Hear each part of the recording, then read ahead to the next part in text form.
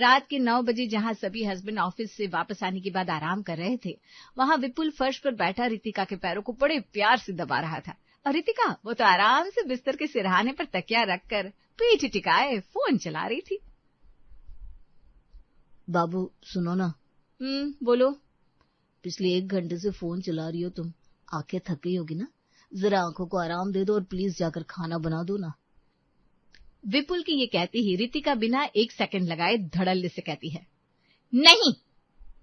ऐसे सीधे मुंह पर मना तो मत करो यार, देखो ना कितने प्यार से पैर दबा रहा हूं मैं तुम्हारे। हाँ तो दबाओ ना, मैंने थोड़ी ना कहा बंद करो। Good, keep going. अरे लेकिन बदले में कुछ तो मिलना चाहिए ना। मिल तो रहा है मेरे पैर दबाने का पुण्य। पुण्य से पेट नहीं भरता बाबू, सुबह से ऑफिस में कुछ ढंग का नहीं खाया है, कुछ तो बना दो यार, बहुत भूख लगी है। तो मैंने कौन सा कुछ खाया है, 5 दिन से लगातार रसोई में लगी पड़ी हूँ। सुबह का नाश्ता, तुम्हारे ऑफिस के लिए टिफिन, फिर दोपहर का खाना, शाम की चाय, रात का खाना। अब आज मुझसे कुछ नहीं होगा। और ये कहकर फटाक से रितिका अपने पैर मोड़कर दूसरी ओर मुंह करके बैठ जाती है। अरे बस आज बना दो ना रितिका, वैसे भी 2 दिन की बात है, फिर मम्मी आ जाएंगी। यही बात तुम पिछले 5 दिन से बोल रहे हो। बस 2 दिन की बात है, बस 2 दिन की बात है। 2-2 करते मेरे 2 किलो बढ़ गए गैस से। लेकिन इस बार सच में आ जाएंगे, टिकट हो गई है। विपुल की इतना कहने के बाद रितिका मान जाती है और कमरे से बाहर निकल जाती है। नहाती भी नहीं है ये लड़की, इसके पैर दबाने के चक्कर में मेरे हाथों से बदबू आने लग गई। गोबर जैसी स्मेल है। ये घर का खाना पता नहीं क्या क्या करवाएगा मुझसे। मम्मी जल्दी आ जाओ ना प्लीज। 10 मिनट बाद विपुल बड़े जोश में बाहर निकलता है और डाइनिंग टेबल पर आकर बैठ जाता है। आज तो बड़ी शांति से खाना बना रही है, वरना तो रोज बड़बड़ बड़बड़ बड़बड़ बजते हुए खाना बनाती है। पूरे पेशेंस के साथ विपुल बैठा था। 5 मिनट बाद बाहर से एक डिलीवरी लेकर रितिका अंदर आती है। तुम रसोई में नहीं थी? बताओ, इतनी देर से आवाज से बात कर रहा हूँ मैं। वही मैं सोचू तुम रिप्लाई क्यों नहीं दे रही हो, मुझे लगा बड़ी सीरियसली खाना बना रही हो। सब्जियां खत्म हो गई थी क्या? ऑनलाइन मंगवाया? ऑनलाइन ना सब्जियां ठीक नहीं आती, महंगी भी आती है। मुझसे बोला होता ऑफिस से आते वक्त लेता आता। अरे नहीं भाई नहीं, सब्जियां नहीं इसमें। आजकल पैकेजिंग इको फ्रेंडली होती है ना, इसमें पनीर की सब्जी है और 1 प्लेट फ्राइड राइस है। हम दोनों के लिए इतने में हो जाना चाहिए, और नहीं भी हुआ तो करना पड़ेगा मैनेज। बाहर का खाना वही तो हजम नहीं होता था विपुल को, और वो भी बारिश के मौसम में। खैर भूखा इंसान तो भूसा भी खा ले, फिर पनीर की सब्जी क्या बुरी है। दोनों मियाँ बीवी खाना खाकर सो जाते हैं। अगली सुबह रोटी बना दी, अब साथ में दही लेकर जाए या अचार, इससे ऊपर मुझसे काम नहीं होगा कुछ। दुनिया में इतनी सारी चीजें करने के लिए। इंसान शॉपिंग कर सकता है, घूम सकता है, मूवीज वेब सीरीज देख सकता है, पौधे उगा सकता है। इतना सब कुछ छोड़कर पता नहीं किसने कुकिंग को डेली रूटीन में ऐड कर दिया। जब दुनिया इतनी आगे बढ़ी गई है तो बना बनाया खाना पेड़ पर उगने भी लगता, तो सारी टेंशन ही सॉर्ट हो जाती। पता नहीं क्यों खाना बनाना पड़ता है रसोई में तब कर।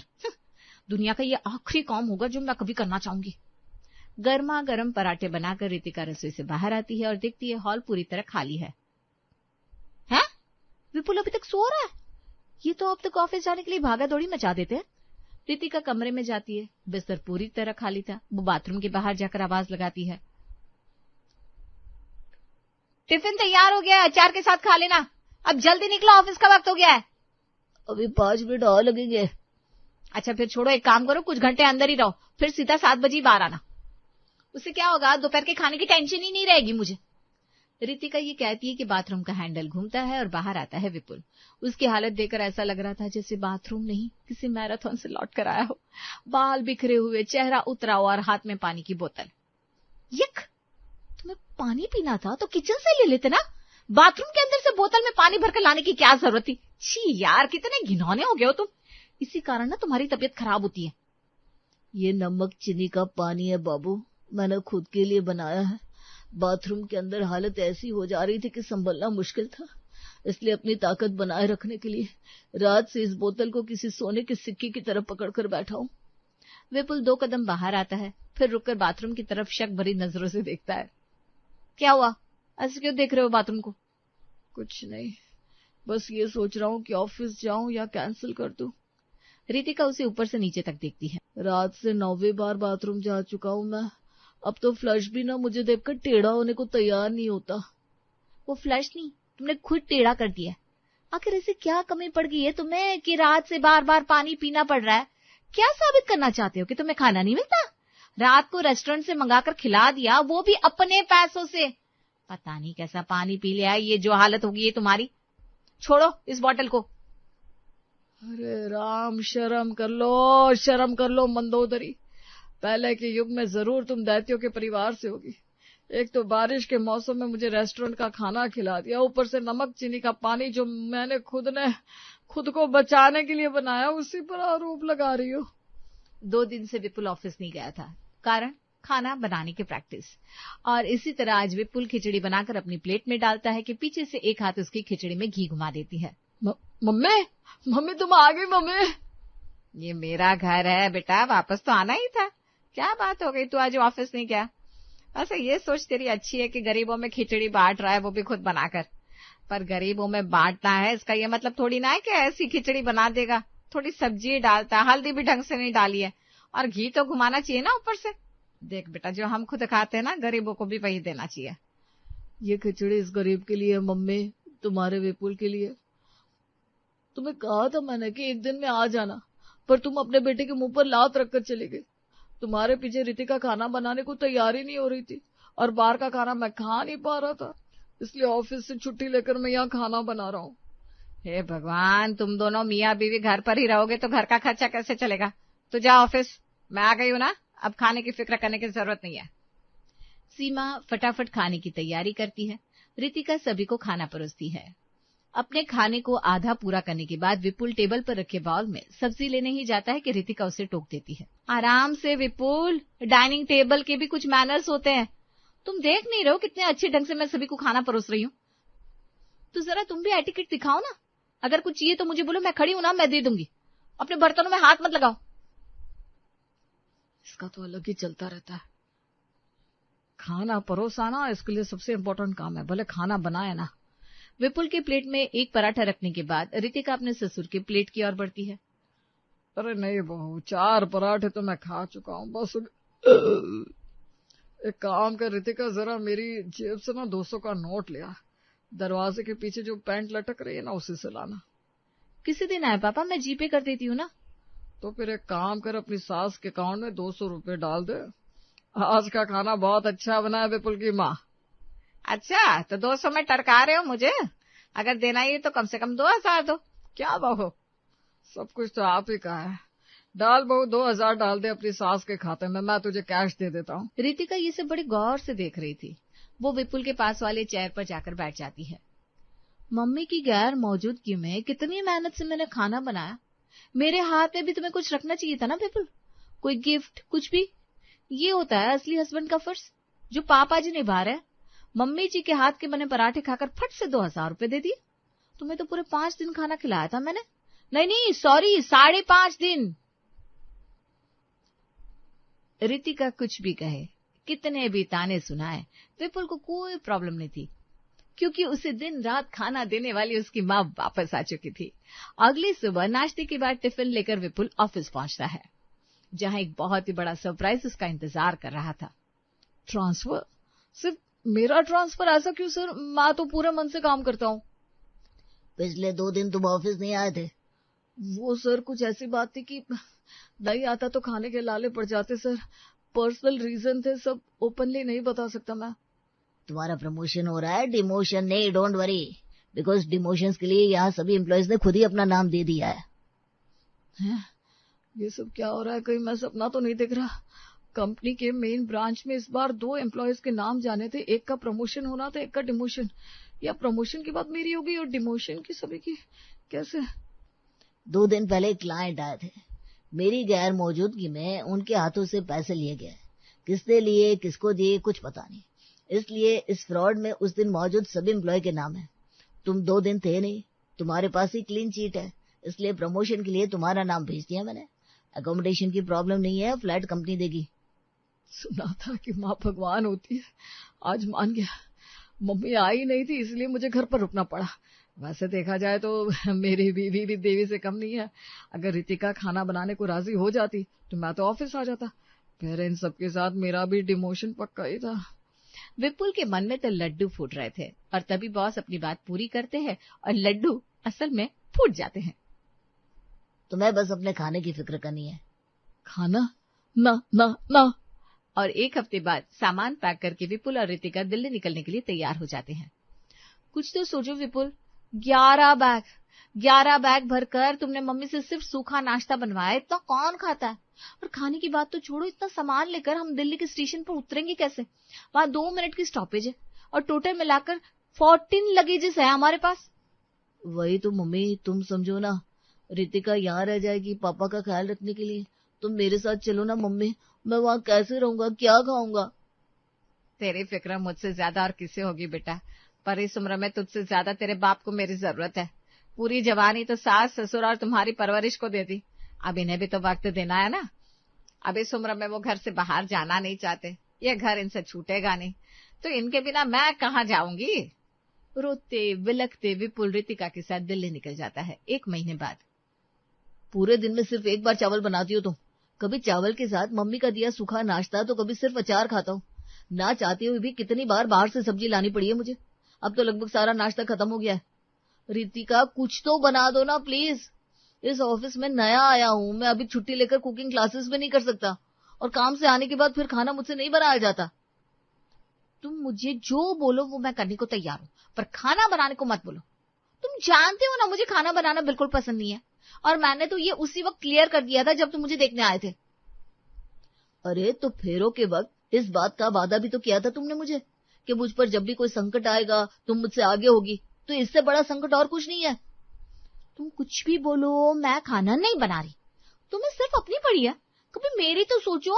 दिन भर घर पर कैसा लगता होगा मुझे। हाँ, बात तुम्हारी सही है। तुम्हारे मायके में तुम्हें कभी जॉब करने मिला नहीं, अब यहाँ बैठे बैठे बोर होने से अच्छा है कि तुम जॉब ही कर लो। मेरे खाने की फिक्र छोड़ दो, मैं बगल वाले फ्लैट की भाभी को पैसे दे दिया करूंगा और उनसे अपना टिफिन बना लिया करूंगा। बिना देर किए विपुल आसपास वैकेंसी का पता लगाने लगता है और फाइनली रितिका के लिए एक अच्छी जॉब उसे समझ में आ जाती है। ये तो बेकार ही नींद खराब करने वाली बात हो गई। मैंने कभी नहीं सोचा था कि स्कूल के बाद सुबह उठूंगी। अभी तो पहला ही दिन है, तुम ऑफिस पहुंची भी नहीं हो और अभी खत्म हो गई कहानी। अरे नहीं भैया, आई एम एक्साइटेड, मैं तो बस ऐसे ही बोल रही हूँ। दोनों वॉक करते हुए बस स्टैंड पर जाकर खड़े हो जाते हैं, जहाँ पहले से ही लंबी लाइन लगी हुई थी। इंसान कमाता क्यों है? खुद को आराम देने के लिए ना। टैक्सी लेकर चलते हैं। अरे नहीं, टैक्सी वाले यहाँ 72 जगह रुकते हैं, बहुत वक्त लग जाता है। और ये सरकारी बस है ना, इसे कोई रोकने नहीं आता, आराम से सीधा ऑफिस पहुंचा देगी। टाइम मैनेजमेंट भी तो एक बड़ी चीज है ना। मैं नहीं चाहता कि ऑफिस के पहले ही दिन तुम लेट पहुंचो। ठस ठसाकर किसी तरह रितिका बस में एंटर करती है और फिर पहुंचती है अपने ऑफिस। कंप्यूटर के सामने उसे बैठे अभी आधा घंटा ही हुआ था कि वो सुस्त फील करने लगी थी।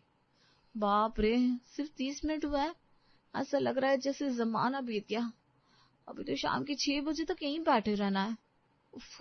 क्या करूं। रितिका फट से अपना फोन निकालती है और चुपके से स्नैक्स एंड लैडर गेम खेलना शुरू कर देती है। तभी केबिन के अंदर से एक स्टाफ वहां आता है। ऊपर कैमरा है मैडम। ऐसे पढ़े लिखे होकर गवारों वाली हरकतें करके लोग अपनी भी प्रॉब्लम बढ़ाते हैं और मेरी भी। जॉब करने आई है ना आप, और पहले ही दिन फोन पर गेम खेल रही है। लंच ब्रेक के अलावा और किसी भी वक्त फोन इस्तेमाल करना अलाउड नहीं है यहाँ। आप प्लीज फोन रख दीजिए और काम पर ध्यान दीजिए। बाप रे, इतना ताव दिखा रहा है नौकर की मालिक। अच्छा, यहाँ चाय कॉफी और खाने की क्या सुविधा है?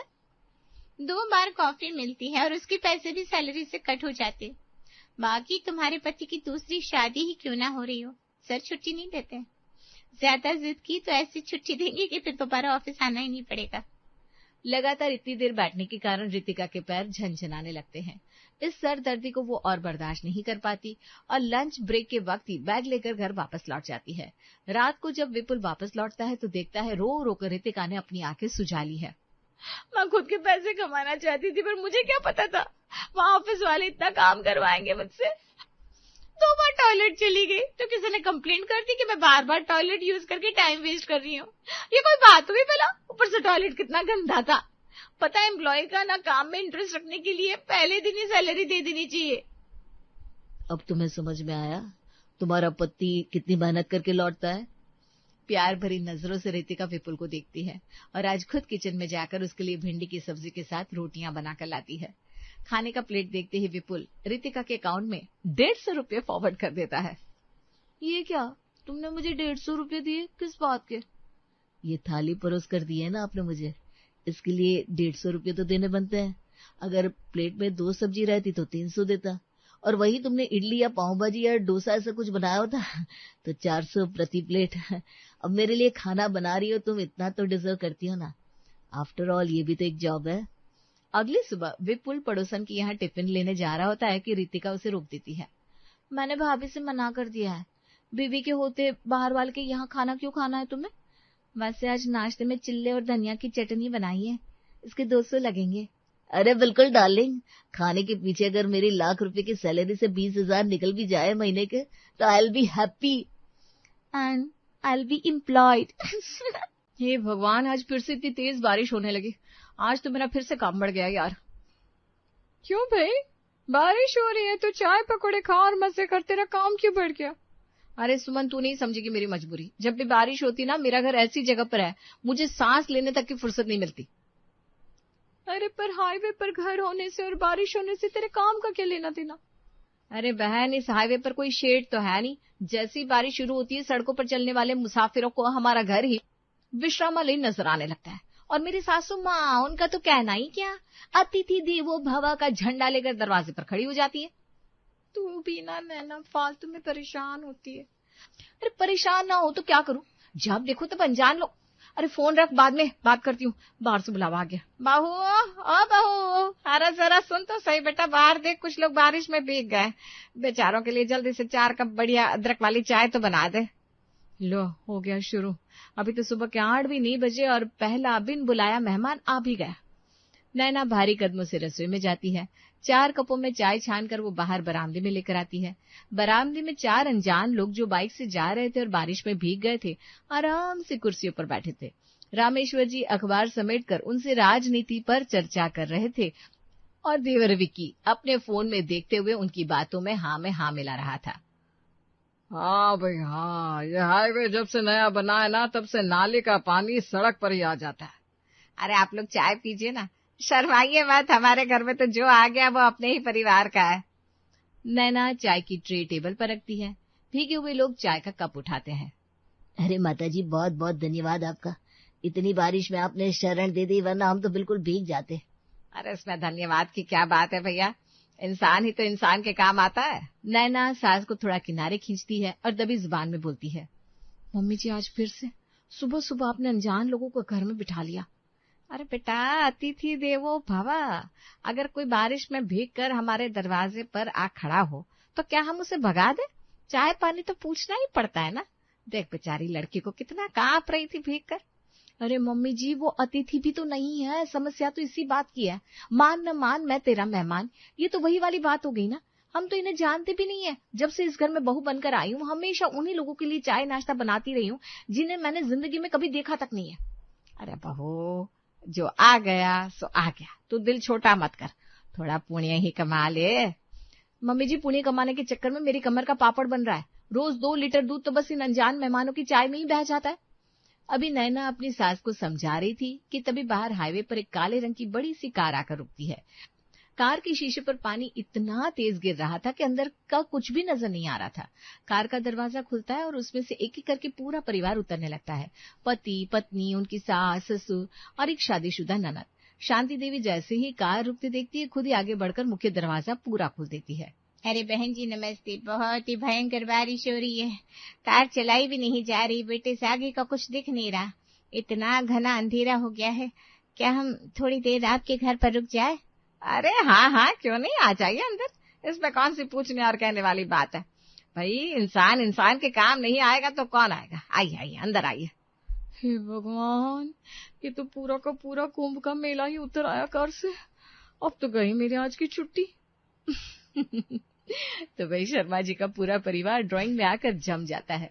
शांति देवी तौलिया लाकर उन्हें देती है। सब लोग सोफे और कुर्सियों पर ऐसे बैठ जाते हैं जैसे अपनी ही घर के दीवान पर बैठे हो। तभी, अरे आप लोग कहाँ से आ रहे हैं? हम लोग दिल्ली से जयपुर जा रहे थे बेटा, सोचा था दोपहर तक पहुंच जाएंगे, लेकिन इस बारिश ने तो रास्ता ही रोक दिया। आपकी अम्मा जी बहुत दयालु है भैया, वरना आजकल के जमाने में अनजान लोगों के लिए कौन दरवाजा खोलता है। अरे बहन जी, ये तो हमारे संस्कार है।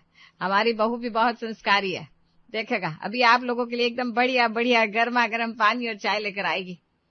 नैना रसोई में खड़ी होकर जोर जोर से बर्तन पटक रही थी। रोहित दबे पांव रसोई में आता है। नैना क्या हुआ, इतने गुस्से में बर्तन क्यों पटक रही हो? गुस्सा न हो तो क्या आरती उतारो इनकी रोहित? तुम्हारे घर का नाम सुख शांति निवास हटाकर हाईवे विश्राम गृह रख देना चाहिए। ये क्या तरीका है? कोई भी सड़क से उठकर चला आता है और हम उनकी खातिरदारी में लग जाते हैं। अरे यार, बारिश बहुत तेज है और मम्मी का स्वभाव तो तुम जानती हो। थोड़ी सी चाय ही तो बनानी है, बनाओ तो ना। थोड़ी चाय? रोहित, बाहर 6 लोग नए आए हैं और 4 लोग पहले से बरामदे में बैठे हैं। 10 कप चाय। और देखना, ये सिर्फ चाय पर रुकने वाले नहीं है। हटो अब सामने से। आ जाते हो मम्मी की तरफदारी करने। नैना गुस्से में जैसे तैसे 10 कप चाय और बिस्किट की प्लेट सजाकर बाहर ड्राइंग रूम में लाती है। घंटे बीतते जाते हैं लेकिन बारिश थमने का नाम नहीं लेती। आकाश में काले बादल और घने हो गए थे। अरे बहन जी, आपकी बहू पर्दा नहीं करती क्या? हमारे यहाँ तो बहू ससुराल में बड़ों के सामने सिर पर पल्लू रखती है। देखिए मेरी बहू नेहा को कैसे कोने में नजरें झुकाकर बैठी है। अरे नहीं नहीं बहन जी, हमारी नैना तो बहुत सीधी है। बस थोड़ा आजकल का जमाना है ना। वैसे बहन जी वो तो है। अच्छा, काफी देर हो गई है, न चाय से काम चल रहा है न बिस्किट से बहन जी। अब वो क्या है ना, मेरी तो आदत है, जैसे ही बारिश होती है या शाम ढलने लगती है, मुझे चाय के साथ ना गर्मा गर्म पकोड़े खाने की क्रेविंग होने लगती है। जब तक पकोड़े ना मिले मेरा तो दिन ही पूरा नहीं होता। हाँ मम्मी, ऐसे ही कह रही हूँ। आंटी जी, मेरी मम्मी की बात सुनिए ना, मेरा भी बहुत मन कर रहा है कुछ चटपटा खाने का। पनीर पकोड़े या गोभी के पकोड़े मिल जाते तो मजा आ जाता। वाह, हुक्म तो ऐसे चला रहे हैं जैसे 5 स्टार होटल के मेन्यू कार्ड से ऑर्डर दे रहे हो। अरे इसमें क्या बड़ी बात है बेटा, ये तो मेरा भी खाने का मन कर रहा था। और हमारी बहू तो पकोड़े इतने करारे बनाती है कि उंगलियां चाटते रह जाओगे। बहू जा बेटा, जल्दी से प्याज आलू और पनीर के पकोड़े तल ले और साथ में हरी चटनी भी पीस लेना। मम्मी जी, घर में पनीर नहीं है। अरे भाभी, मैं अभी रेनकोट पहनकर चौराहे से पनीर और बेसन ले आता हूँ, आप बस तैयारी करो। तू तो चुप ही रह विकी, तेरी इस सेवा भावना का हिसाब मैं बाद में करूंगी। अगले 3 घंटे तक नैना रसोई में पसीने से तर-बतर होकर पकोड़े तलती रही। साथ ही साथ धनिया पुदीने की चटनी पीसी गई। शर्मा जी का परिवार ऐसे पकोड़े दबा रहा था जैसे सालों से भूखा बैठा हो। शाम के 7 बज चुके थे। बारिश अब थोड़ी धीमी हुई थी लेकिन शर्मा परिवार जाने का नाम ही नहीं ले रहा था। क्या पकोड़े बनाए बहू ने, मजा आ गया। वैसे बहन जी, अब तो रात होने को आई, इतनी रात को हाईवे पर जाना ठीक नहीं होगा ना? अरे बिल्कुल नहीं शर्मा जी, रात में कहाँ जाएंगे, यहीं रुक जाइए, खाना खाकर आराम से सुबह निकलिएगा। नैना के हाथ से पकोड़े की प्लेट छूटते छूटते बची। वो बिना कुछ कहे सीधे अपने कमरे में चली गई। रात के 10 बजे शर्मा परिवार भरपेट खाना खाकर, जो नैना ने रो धोकर बनाया था, ऊपर के मेहमान कमरे में सो चुका था। रसोई में बर्तनों का पहाड़ खड़ा था। नैना अकेले बर्तनों का ढेर साफ कर रही थी। उसकी पीठ दर्द से टूट रही थी। बर्तन धोकर जैसे ही नैना अपने कमरे में पहुंची, अरे क्या हुआ नैना, दरवाजा ऐसे क्यों पटका? क्या हुआ? तुम मुझसे पूछ रहे हो क्या हुआ रोहित? मैं इस घर की बहू हूँ या किसी मुफ्त के ढाबे की मुख्य रसोईया? अरे यार, धीमी आवाज में बोलो ना, ऊपर मेहमान सो रहा है। अरे सोने दो उन्हें, और सुनना है तो सुन भी ले। चाय पानी तक तो ठीक था रोहित, मैंने बना दिया, लेकिन नाश्ता, पकोड़े, रात का खाना और ऊपर से ये नखरे। ये नहीं कि उनकी बहू आकर मेरी थोड़ी मदद ही करा दे। अरे तो मम्मी ने कहा ना, किसी अनजान इंसान को अपनी रसोई में कैसे घुसेड़ ले। वाह, अनजान इंसान को रसोई में नहीं घुसा सकते, लेकिन अनजान लोगों को अपनी रसोई से 56 भोग बनाकर खिला सकते हैं। ये कहाँ करनी आए? वो कांता देवी पूरा दिन मुझे जज करती रही, आपकी बहू पर्दा नहीं करती, आपकी बहू धीमी चाल से चलती है। हद हो गई यार। अरे जल्ला क्यों रही हो? अभी वो चले जाएंगे सुबह में। आज वो जाएंगी, कल कोई और आ जाएगा, क्योंकि तुम्हारे घर के बाहर कोई धर्मशाला का बोर्ड जो लगा है। मैं कल से ना किसी के लिए चाय बनाऊंगी और ना ही खाना। अगली सुबह शर्मा परिवार धन्यवाद बोलकर चला गया, लेकिन नैना का गुस्सा शांत नहीं हुआ था। वो सुबह से ना तो किसी से बात कर रही थी, ना ही उसने किसी के लिए नाश्ता बनाया था। बेटा नैना, क्या बात है, सुबह से इतनी खिंची खिंची क्यों है? गुस्सा किस बात का है बेटा? मम्मी जी, बात ही बात है। आप पूछ रही हैं गुस्सा किस बात का है? ये भी कोई पूछने की बात है? मेरा पूरा दिन उन बिन बुलाए मेहमानों की सेवा में निकल जाता है। इतना काम करो, दिन भर चूल्हा फूंको, उनके नखरे सहो, बर्तन धो, और ऊपर से उनकी फालतू की पंचायत सुनो। अरे बेटा, वो तो मेहमान थे। मेहमान रिश्तेदारों को कहते हैं मम्मी जी, जिन्हें हम जानते तक नहीं, जो रास्ते से गुजरते हुए हमारे घर को शेड समझकर घुस आते हैं, वो मेहमान नहीं होते। आप लोगों ने मेरी हालत बिल्कुल मुफ्त की नौकरानी जैसी बना रखी है। इतना कहकर नैना रोते हुए सीधे अपने कमरे में चली गई और अंदर से कुंडी लगा ली। वो बिस्तर पर गिरकर रोने लगी। कमरे में लेटी नैना रो रही थी कि उसका फोन बजा। हाँ सुमन। अरे नैना क्या हुआ? तेरी आवाज इतनी भारी क्यों लग रही है? तू सुबह भी गुस्से में थी, फोन काट दिया था। अरे क्या बताऊं यार सुमन, मेरा दिमाग पूरी तरह खराब हो चुका है। मम्मी जी, पापा जी और इस हाईवे ने मिलकर मेरी जिंदगी नरक बना दिया। मेरा घर नहीं रहा यार, बिल्कुल ढाबा हो गया है। अरे अरे अरे नैना शांत हो, पहले हुआ क्या है बता। अरे यार, एक तो मेरा घर ऐसी जगह पर है जो भी सड़क से निकलता है बारिश होते ही हमारे घर में शरण लेने आ जाता है। मदद के नाम पर आते हैं, फिर बैठने के बाद उनकी चाय नाश्ते की फरमाइशें शुरू हो जाती है। चाय नाश्ता दो तो फिर खाना मांगने लगते, ऊपर से फालतू की बातें और ताने सुनो। घर का सारा राशन खत्म हो जाता है, 2-3 लीटर दूध का पता ही नहीं चलता कहाँ गया, और सारा काम मुझे अकेले करना पड़ता है। एक दिन का होना तो इंसान बर्दाश्त भी कर ले, यहाँ तो रोज रोज का झंझट है। तुझे मेरी बर्बादी पर हंसी आ रही है सुमन? मैं यहाँ रो रही हूँ और तू हंस रही है। अरे तेरी बेवकूफी पर हंस रही हो। जिसे तुम लोग आफत और मुसीबत समझ रहे हो ना, वो तो असल में एक बहुत बड़ी अपॉर्चुनिटी है। अपॉर्चुनिटी? कैसी अपॉर्चुनिटी? मुफ्त में लोगों को पकौड़े खिलाने की अपॉर्चुनिटी? अरे बुद्धू, जरा ठंडे दिमाग से सोच। तेरा घर हाईवे पर है, दूर दूर तक कोई अच्छा रेस्टोरेंट या ढाबा नहीं है। बारिश में मुसाफिर को चाय नाश्ता चाहिए ही चाहिए। जब लोग तेरे घर खुद चलकर आ रहे हैं तो उन्हें मुफ्त में सेवा क्यों दे रही है? तो क्या करूं? अरे भाई, जब तू रोज ढाबे की तरह खाना बना ही रही है तो अपने इस घर को सच में ढाबा ही बना ले। क्या घर को ढाबा बना लो? तू पागल हो गई है क्या सुमन? मैं बिल्कुल होश में हूँ नैना, सुन मेरी बात। अब जो भी बारिश में फंस कर आए या रुकने की कोशिश करे, जो भी सेवा या खाना तुम उन्हें दे रहे हो, उसका सीधा सीधा चार्ज करो। चाय का पैसा, नाश्ते का पैसा, खाने की थाली का पैसा, मुफ्त की सेवा बंद।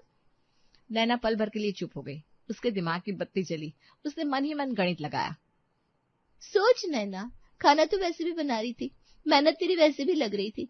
अब अगर उसी मेहनत के पैसे मिलने लगे तो तेरी अपनी कमाई भी होगी, घर का राशन भी निकलेगा, और फालतू के बिन बुलाए मुसाफिर गायब हो जाएंगे जो सिर्फ मुफ्त का माल उड़ाने आते थे। सुमन, तू सच में जीनियस है यार, ये आइडिया तो एकदम कड़क है। नैना झटपट अपने कमरे से बाहर निकली। चेहरे पर एक अजीब सा आत्मविश्वास था। आंगन में शांति देवी, रामेश्वर जी, रोहित और विक्की बैठे थे। मम्मी जी, पापा जी, मुझे आप लोगों से एक बहुत जरूरी बात करनी है। क्या हुआ बेटा, अभी भी गुस्सा शांत नहीं हुआ क्या? नहीं मम्मी जी, अब गुस्सा नहीं हुआ, अब तो अकल आ गई है। आप जो रोज रोज अतिथि देवो भव का नारा लगाती है ना, अब हम उस अतिथि देवो भव को एक सही दिशा देने वाले हैं। नैना साफ साफ बोलो ना, क्या कहना चाहती हो? बात यह है कि आज से हमारे घर में मुफ्त की सेवा बंद। मतलब ये कि हमारा घर हाईवे पर है, लोग बारिश में फंसकर यहाँ आते हैं, हम उन्हें चाय पिलाते हैं, पकोड़े खिलाते हैं, खाना खिलाते हैं। तो क्यों ना हम अपने घर के बाहर वाले बड़े कमरे और बरामदे को एक पारिवारिक ढाबा ही बना दे। अरे राम राम राम, घर को ढाबा? लोग क्या कहेंगे, शर्मा जी के घर में ढाबा खुल गया? लोग कुछ नहीं कहेंगे मम्मी जी, जब वही लोग मुफ्त में खाकर जाते हैं तब भी तो आपके संस्कारों पर सवाल उठाकर जाते हैं ना। कांता देवी याद है? अब सुनिए, अगर हम ढाबा खोलेंगे तो जो भी आएगा वो ग्राहक बनकर आएगा, चाय का पैसा देगा, खाने का पैसा देगा, मेरी मेहनत की कीमत मिलेगी, घर के राशन का खर्चा निकलेगा और आपकी सेवा भावना भी पूरी हो जाएगी। अरे वाह भाभी, क्या आइडिया है। वैसे भी बाहर वाले कमरे का कोई इस्तेमाल नहीं होता, वहां 2-4 टेबल और कुर्सियां डाल सकते हैं। बात तो सही कह रही है नैना, राशन का खर्चा भी बहुत बढ़ गया है। अगर हम इसे एक छोटे से होममेड कैफे या ढाबे की तरह चलाए तो इसमें बुराई क्या है? बात में दम तो है, लेकिन नाम क्या रखेंगे? हाईवे का पारिवारिक ढाबा।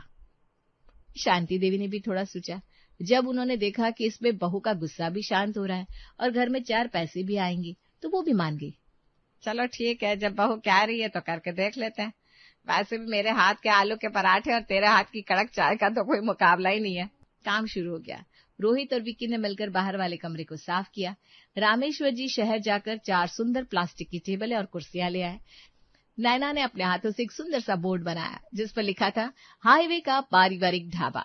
ढाबा शुरू हुए अभी 3 ही दिन हुए थे कि फिर से जोरदार बारिश शुरू हो गई। हाईवे पर गाड़ियां धीमी होने लगी। तभी एक बड़ी टूरिस्ट बस हाईवे पर खराब हो गई। बस में से लगभग 20-25 यात्री उतरे। बारिश से बचने के लिए जब उन्होंने सामने हाईवे का पारिवारिक ढाबा का बोर्ड देखा तो सब के सब ठीक मारते हुए ढाबे के अंदर आ गए। नैना रसोई में तैयार खड़ी थी। विक्की वेटर बन गया और सिर पर कपड़ा बांधकर ऑर्डर लेने लगा। आइए आइए साहब, बैठिए। क्या लेंगे? कड़क अदरक चाय, पनीर पकौड़े या पूरी सब्जी? भैया पहले 20 कप कड़क चाय लाओ और 5 प्लेट पकौड़े, बहुत ठंड लग रही है। जी हुक्म, अभी लाया। रसोई में नैना और शांति देवी जुगलबंदी में काम कर रही थी। शांति देवी पकोड़े का घोल बना रही थी और नैना फटाफट तल रही थी। रोहित कैश काउंटर पर बैठ गया। अरे बहू जल्दी कर, 20 कप चाय का ऑर्डर है, आज तो मजा ही आ गया। मम्मी जी आराम से, अब कोई मुफ्त का नहीं खा रहा, हर चाय के 30 रुपए मिल रहे हैं। उस दिन 3 घंटे की बारिश में ही ढाबे पर लगभग 3000 रुपए की कमाई हो गई। जब रात को सब लोग बैठकर पैसे गिन रहे थे तो शांति देवी की आंखें फटी की फटी रह गई। हे भगवान, 3000 रुपए! इतने तो रामेश्वर जी की दुकान में 2 दिन में नहीं बनते। देखा मम्मी जी, ये होती है मेहनत की कीमत। अब ये लीजिए, इसमें से आधा पैसा आपका और बाकी घर के राशन का, और मेरी मेहनत का हिस्सा मेरे पास। दिन बीतते गए और हाईवे का पारिवारिक ढाबा का नाम दूर दूर तक फैल गया। शांति देवी का अपनापन इतना भा जाता कि लोग गूगल पर उसकी तारीफों के पुल बांधने लगे। अब बारिश हो या ना हो, ढाबे पर गाड़ियों की लाइन लगी रहती थी। काम इतना बढ़ गया कि अकेले नैना और शांति देवी से संभल नहीं रहा था। नैना, अब मुझे लगता है मुझे अपनी वो 15,000 की प्राइवेट नौकरी छोड़ देनी चाहिए। मैं ढाबे का मैनेजमेंट संभालता हूँ और 2 नए रसोई रख लेते हैं। और मैं भी शाम की छोटी वाली दुकान बंद कर देता हूँ। मैं यहाँ कैश काउंटर और ग्राहकों का हिसाब किताब देखूंगा। कुछ ही महीनों में रोहित ने अपनी नौकरी छोड़ दी और पूरा परिवार ढाबे के काम में जुट गया। वही हाईवे था, वही घर था, लेकिन अब नजारा पूरी तरह बदल चुका था। जहाँ कभी एक छोटा सा मकान हुआ करता था, अब वहाँ एक विशाल 2 मंजिला हाईवे पारिवारिक रेस्टोरेंट एंड लॉज खड़ा था। बाहर कारों की लंबी लाइन लगी हुई थी। शर्मा जी का परिवार, जो 2 साल पहले मुफ्त में पकोड़े खाकर गया था, फिर से जयपुर जाते हुए रास्ते में रुका। कांता देवी ने जब रेस्टोरेंट का ठाट बाट देखा तो उनकी आंखें खुली की खुली रह गई। कांता देवी काउंटर पर बैठी शांति देवी के पास गई। अरे बहन जी, आप पहचाने में नहीं आ रही, ये इतना बड़ा रेस्टोरेंट आपका है? हाँ बहन जी, ये हमारा ही हाईवे का पारिवारिक रेस्टोरेंट है। आइए आइए बैठिए। आज क्या लेंगी, पनीर पकोड़े या हमारी स्पेशल थाली? अरे बहन जी, हम तो हैरान हैं, 2 साल में इतना बड़ा बदलाव। बहन जी, ये सब हमारी इस संस्कारी और दिमाग वाली बहू का कमाल है। 2 साल पहले जब आप लोग आए थे ना, तब मैं मुफ्त में सबको चाय पकोड़े खिलाती थी। ये बहू मुझसे लड़ती थी। वो कहती थी, मम्मी जी आप सबको मुफ्त में बिठा लेती हो, घर को ढाबा बना दिया है। देखा, आज उन्हीं बिन बुलाए आफतों और मुसाफिरों की वजह से हम करोड़पति बन गए हैं आज। कांता देवी का मुंह शर्म से छोटा हो गया। नैना ने मुस्कुराकर कांता देवी को देखा, फिर अपनी सास के गले में हाथ डालते हुए मजे लेते हुए बोली, हाँ माँ जी, बात तो आपकी बिल्कुल सही है कि उन आफतों की वजह से ही हम करोड़पति बने। पर माँ जी ये मत भूलिए कि आफत को अपॉर्चुनिटी में बदलने का आइडिया तो आखिर मेरी ही खोपड़ी का था। हाँ मेरी माँ, आइडिया तेरा ही था। अब जल्दी से कांता बहन जी के लिए 2 स्पेशल चाय का ऑर्डर लिख ले, और हाँ रोहित, बिल में कोई डिस्काउंट मत देना।